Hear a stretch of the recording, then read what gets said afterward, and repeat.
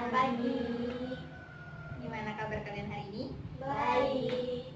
Manis sekali. Oke, hari ini sebelum kita belajar, salah satu tolong pimpin doa. Sebelum memulai pelajaran hari ini, ada baiknya kita untuk berdoa. Berdoa untuk kepercayaan masing-masing. Berdoa mulai.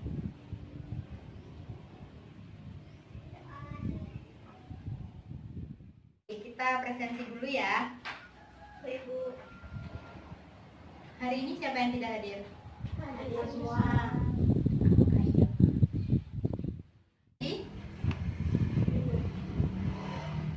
Guru Alin, Hadir Bu. Wayan Minta. Hadir Bu. Oke, semuanya hadir ya. Ya. Selanjutnya, sekarang Ibu akan menyampaikan RPP pembelajaran hari ini dan yang termasuk dalam RPP itu tujuan dan langkah-langkah. Ibu minta tolong salah satu membacakan tujuan pembelajaran.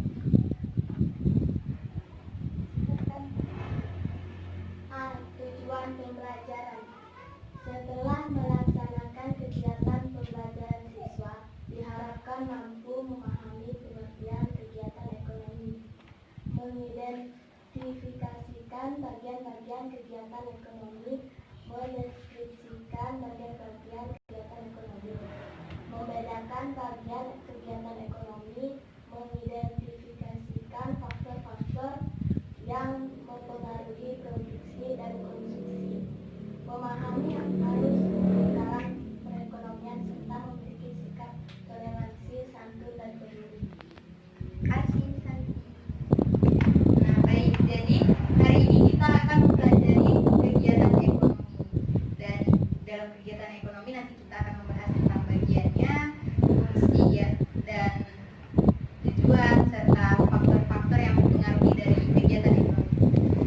Selanjutnya, langkah-langkah pembelajaran kita hari ini yaitu Ibu menyampaikan pembelajaran, menyampaikan materi, lalu nanti Ibu akan memberikan salah satu, sebenarnya satu video untuk kalian tonton dan kita akan mempelajari video itu dan kita akan berdiskusi. Kita langsung masuk ke materi ya teman-teman.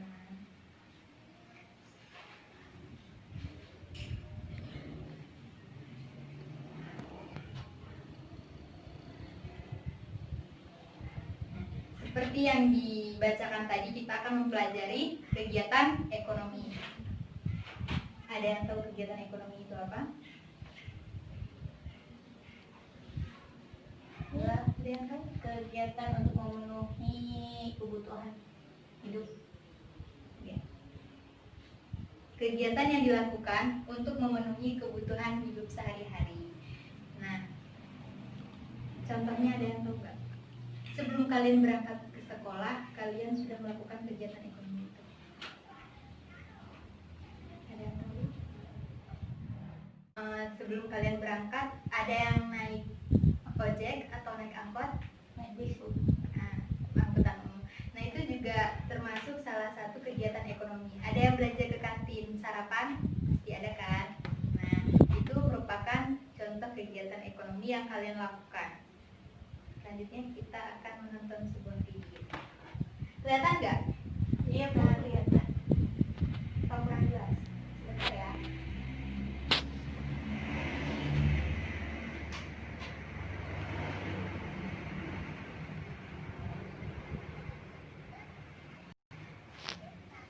Gak boleh asal cepat sakit ya, harus bergizi juga. Apalagi sekarang sedang ada wabah virus berbahaya. Gak boleh asal pilih. Pastikan kita memilih makanan yang bagus untuk daya tahan tubuh. Juga harus melulu makanan berat seperti nasi,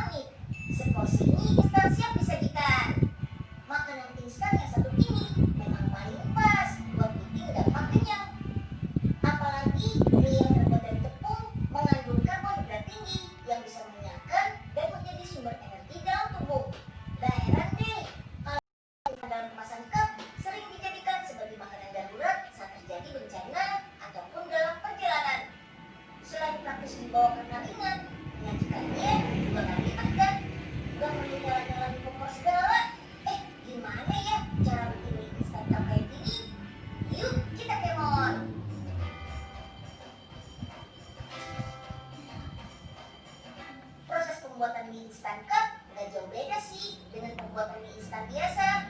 Bedanya ada penambahan formula saat pembuatan adonannya. Ini dia tahap pertamanya. Yap, bahan utama mie adalah tepung terigu yang dicampur dengan larutan premix. Kemudian aduk sampai adonan tercampur rata dan kalis. Kalau adonannya sudah jadi, lanjut dibentuk menjadi lembaran panjang, kemudian dipotong. Mie untuk kemasan cup ukurannya lebih kecil dan tipis dengan mie instan biasa. Ukuran tipis inilah yang membuat mie kemasan cup cukup diseduh air panas untuk disajikan. Lanjut ke proses pematangan mie dengan cara steaming atau pengukusan. Proses ini bertujuan supaya pati yang terkandung dalam tepung diubah menjadi bentuk semacam gel. Nama prosesnya gelatinisasi, yaitu pembentukan gel yang diawali dengan pembengkakan granula pati akibat penyerapan air. Pada proses steaming ini, adonan akan matang. Setelah proses steaming, adonan mie menjadi lebih keras dan kuat. Nah, sekarang mie siap untuk dibentuk dengan cetakan cup sesuai takaran untuk satu porsi. Lanjut, goreng mie dengan minyak panas bersuhu tinggi sehingga air di dalam mie menguap dengan cepat dan menghasilkan pori-pori halus di permukaan mie. Proses inilah yang membuat mie instan menjadi lebih lama daya tahan simpannya. Mantap! Setelah digoreng, mie harus didinginkan dulu sampai turun ke suhu normal sambil berjalan di conveyor menuju pengemasan. Sebagai salah satu makanan paling populer di dunia, mie instan diciptakan untuk keadaan darurat saat kita butuh makanan yang ringkas dan cepat untuk disajikan. Makanya, mie instan sering dijadikan santapan saat terjadi bencana, seperti banjir atau gempa bumi. Mie kemasan cup juga pas banget nih dibawa saat piknik dan naik gunung.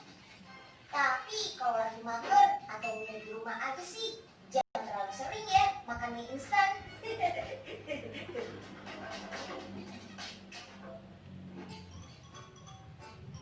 Nah kan, datang lagi dia tuh si tukang utang. Kok kali ini Oga nggak ngutang lagi kok. Wah, Oga, kayaknya lagi banyak duit nih. Habis ketiban durian tentu di mana nih Pak? Ya aja deh lu nya. Oga lagi ngirit. Hemat aja kok. Nih, udah bawa mie sendiri dari rumah. Oga pesen air panas ya kok. Ya, jadi kesini cuma numpang minum doang. Kalau pelanggan lain kayak si Oga semua sih bisa cepet bangkrut jualan aja. Biasa. Tadi nonton apa? Unyil. Kan si Unyil ya? Makan mie. Yang lain? Buat proses pembuatan mie. Nah, jadi itu merupakan contoh salah satu bagian dari kegiatan ekonomi. Kegiatan ekonomi yang mana? Produksi. Kita lanjut ya. Nah, bagian-bagian kegiatan ekonomi. Ada yang tahu apa aja? Ada 3 di sini. Yang pertama, yang tadi si Unyil. Produksi. Lalu, suaranya agak besar ya. Ya, Yang ketiga, distribusi itu untuk membuat atau menghasilkan barang berjasa. konsumsi. Menghabiskan nilai suatu barang berjasa. Ya. Terus, yang terakhir, distribusi. Adalah kegiatan yang menyalurkan barang ke tangan konsumen. Contohnya apa? Produksi. Satu-satu. Produksi, contohnya. Produksi itu contohnya kayak pembuatan minyak tadi. Yang kedua, konsumsi. Konsumsi itu Contohnya makan mie tadi itu. atau kalian punya pena. Nah, kalian juga termasuk sebagai konsumsi dari pena, konsumen dari pena. Karena bukan kalian makan isinya, isi tinta pena itu bukan. Jadi kalian menghabiskan nilai guna pena itu. Terus yang terakhir, distribusi. Menyalurkan barang. Agen. Ya, contohnya agen. Kalau tidak, truk-truk yang biasanya singgah di sebuah warung itu merupakan distribusi atau distributor. Orangnya distributor. tujuan produksi. Minta tolong Ali bacakan.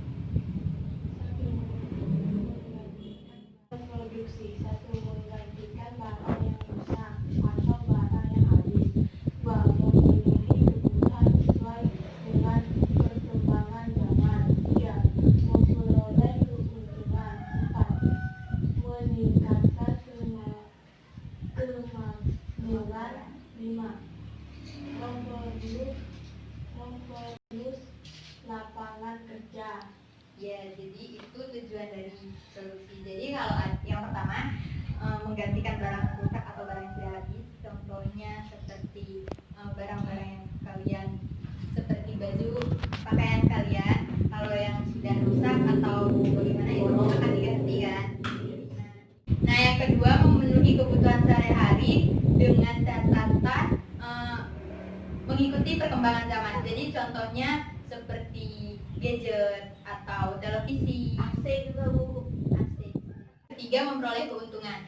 Nah, dalam setiap usaha itu pasti yang dicari adalah untung, laba, bukan rugi gitu. Jadi ya percuma kalau dia membangun usaha tapi usahanya itu rugi, maka akan percuma tidak mendapatkan apa-apa gitu.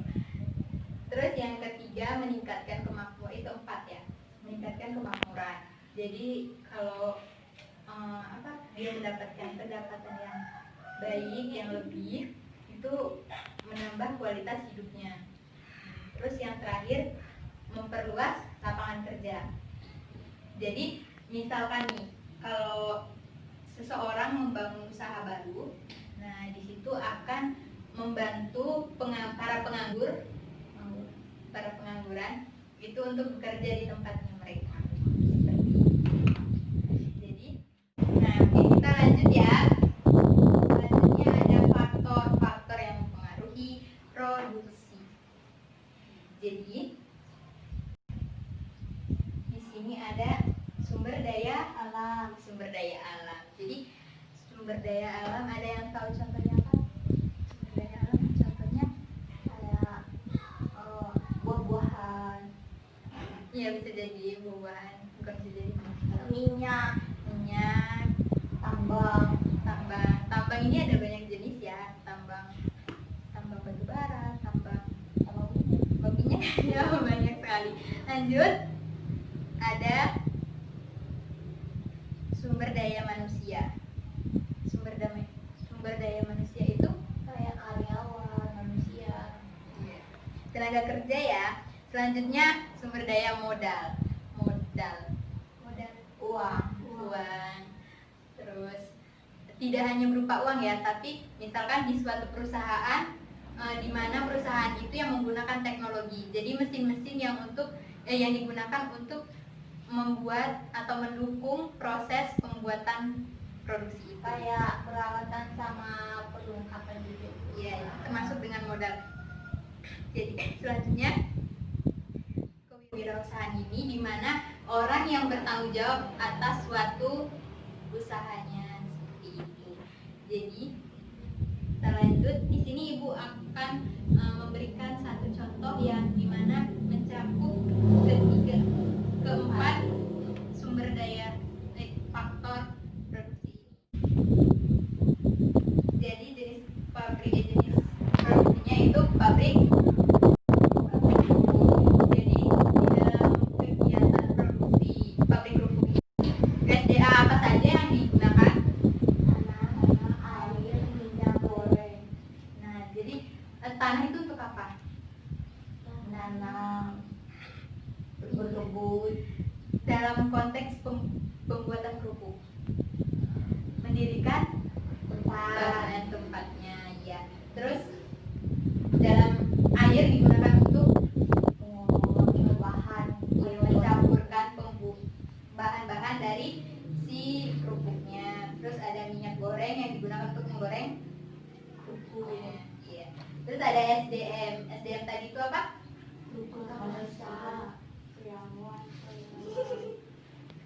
Nah, faktor SDM. Jadi faktor SDM ini yang tadi orang-orang yang bekerja di suatu pabrik itu. Yang pertama ada tukang masak.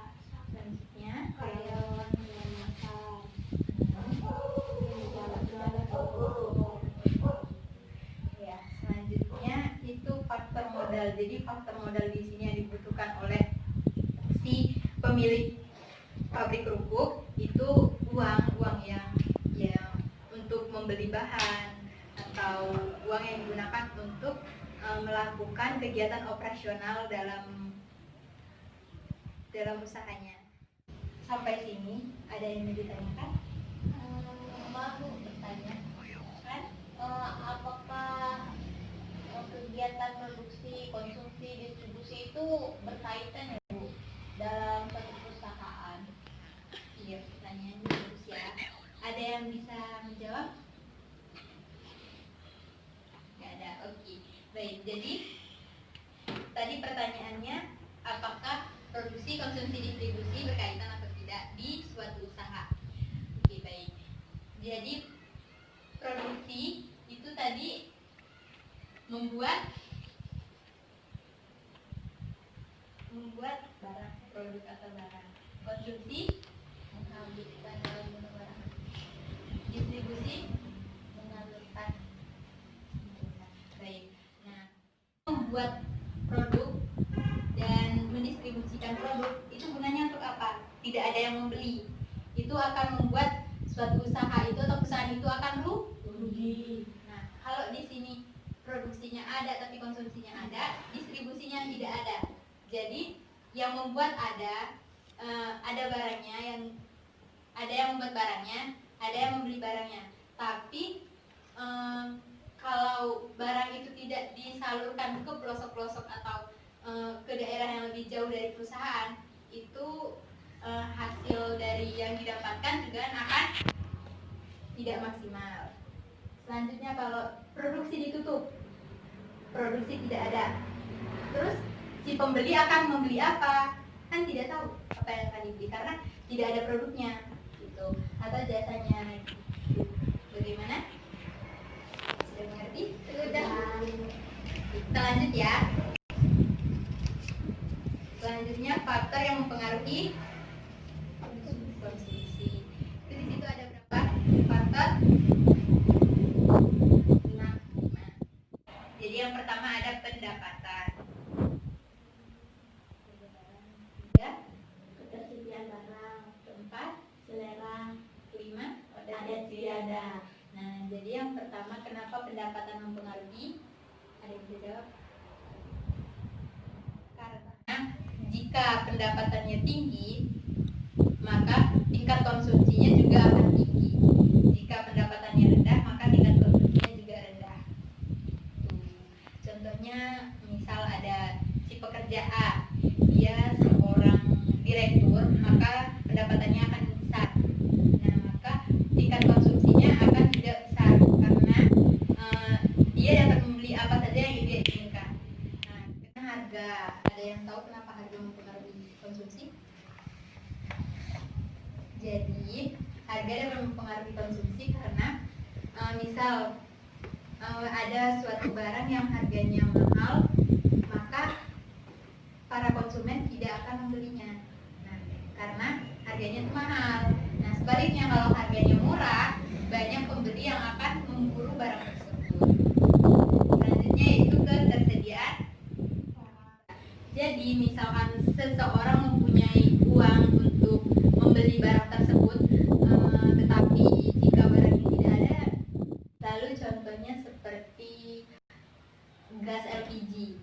Kadang kan gas LPG susah tuh didapetin karena stoknya karena terbatas gitu. Terus kadang juga distribusinya belum sampai ke daerah-daerah kita gitu. Kan galon, pernah kan? Air galon kita di rumah sudah habis, sedangkan kita membeli ke toko itu tidak ada stoknya, habis dia. Terus selanjutnya ada selera. Nah, selera di sini, selera ini mempengaruhi konsumsi karena jika seseorang menginginkan barang itu atau menyukai barang itu, dia akan membeli. Sebaliknya, kalau dia tidak menyukai, dia tidak akan membeli. Yang terakhir adat istiadat atau tradisi kebiasaan. Ini biasanya orang akan membeli apapun itu jika untuk kegunaan tradisi dalam kebudayaannya, ia akan membelinya. Sampai sini ada yang ingin ditanyakan? Maaf Bu, contoh adat istiadat ini bagaimana ya Bu? Belum paham. Oke, contohnya contoh dari selera maaf apa tadi adat istiadat atau tradisi kebudayaan. Oke, contohnya seperti umat yang beragama Hindu. Nah, mereka akan membeli buah-buahan atau janur yang digunakan untuk persiapan persembahyangannya dia gitu. Walaupun harga seperti yang kita tahu ya, janur sekarang sudah mulai sulit untuk didapatkan karena banyak yang sudah ditebang dan beberapa dari yang mempunyai lahan sudah mendirikan.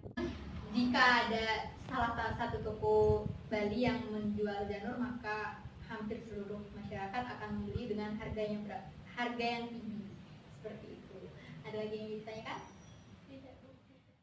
Ya, sekarang Ibu ingin bertanya kepada kalian. Ketika hari biasa, keseharian tanpa ada hari raya, harga daging sapi harganya stabil, tidak terlalu mahal, tidak terlalu murah, stabil. Nah, kenapa ketika Lebaran harga dari daging sapi itu melonjak? Ada yang tahu? Kenapa? Mungkin gara-gara ada ini Bu, hari raya mereka. Ya, Jadi kan banyak juga umat Islam gitu yang beli daging sapi. iya benar. Maksud Ibu itu faktor apa yang mempengaruhi? Apakah selera atau harga? Tapi kalau kita lihat dari harga, itu tidak memungkinkan karena yang seperti yang kita tahu, kalau harganya tinggi, masyarakat tidak akan membeli. Nah, tapi ini sebaliknya, harganya tinggi tapi tetap dibeli. Itu yang mempengaruhi Karena ada istiadat mereka. benar sekali ada istiadat. Jadi seperti yang Ibu katakan tadi, berapapun harganya, mau tinggi mau murah, itu akan dibeli. Kita lanjut ya. Selanjutnya arus lingkaran kegiatan ekonomi. Yang pertama itu perekonomian dua sektor. Ada yang tahu terdiri dari apa saja? Oke, kalian lihat dulu, kalian cermati dulu gambar ini.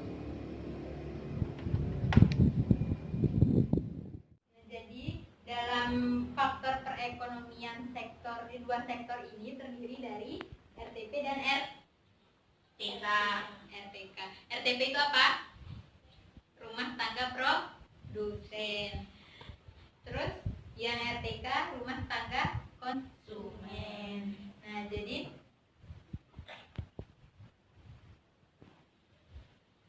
RTP biar kalian nggak bingung, RTK, RTP.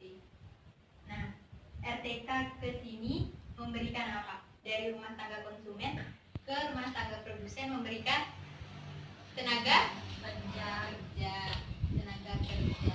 Nah, dari RTP ke RTK memberikan barang atau jasa yang dijual, barang atau jasa. Selain itu, RTP juga memberikan RTK pendapatan. Wah, spidolnya habis.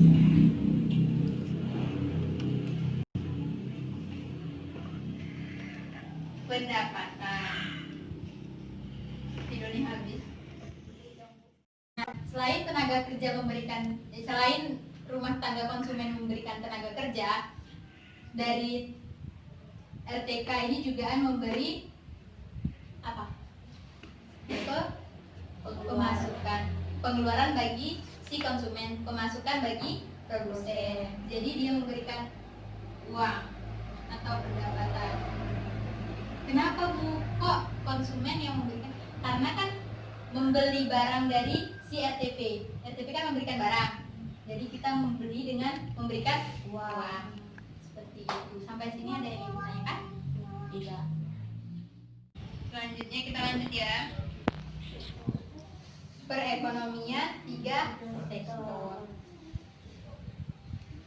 Nah, di sini terdiri dari apa saja?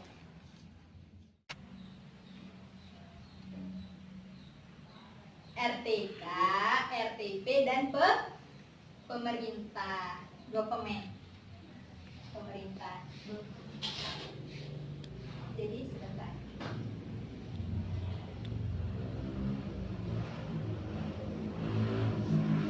Ini tadi 2 sektor.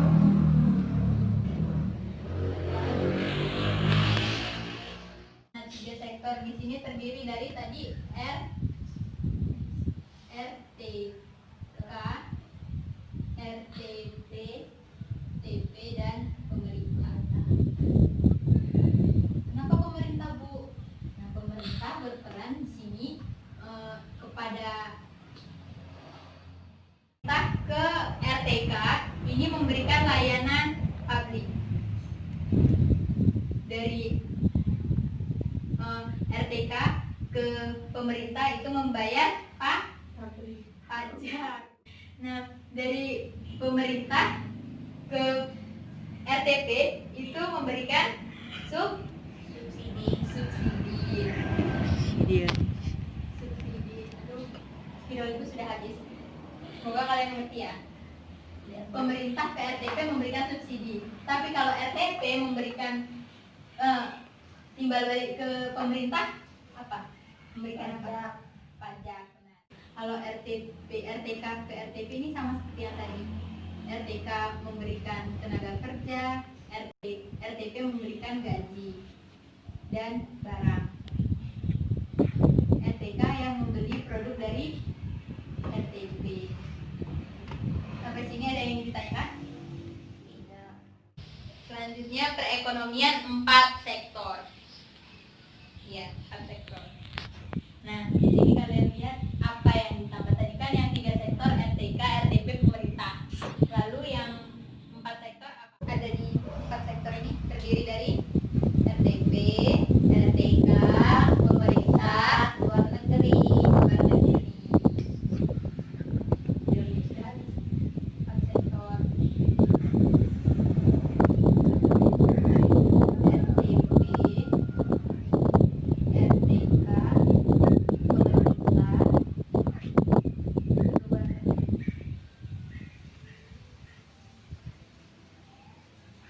RTP, RTK, pemerintah ini sama seperti yang 3 sektor. Namun yang membedakan di sini adalah luar negeri.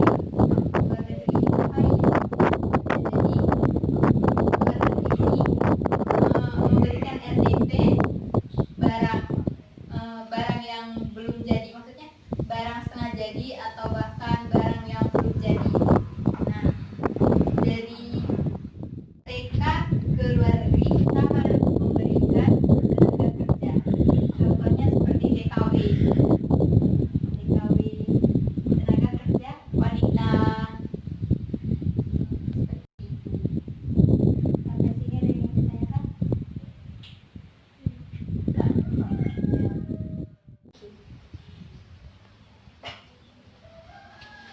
Salah satu tolong bacakan.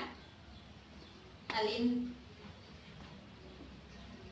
Tugas membuat gambar arus kegiatan perekonomian. Ya, jadi tugasnya seperti yang dibacakan Alin tadi, tugas kalian yaitu menggambarkan dari ketiga siklus perekonomian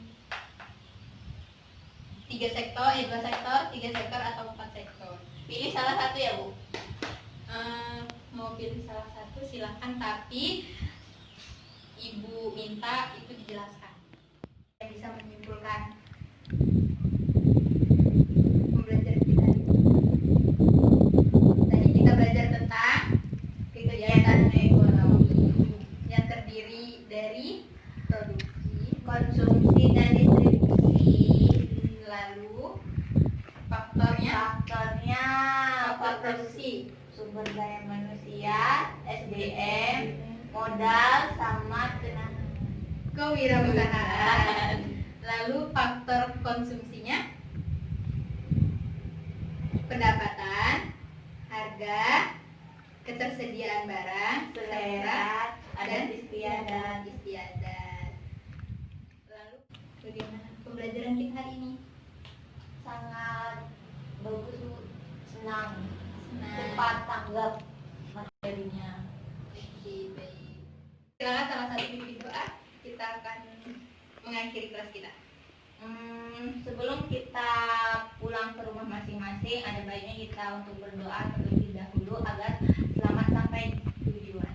Berdoa menurut kepercayaan masing-masing. Berdoa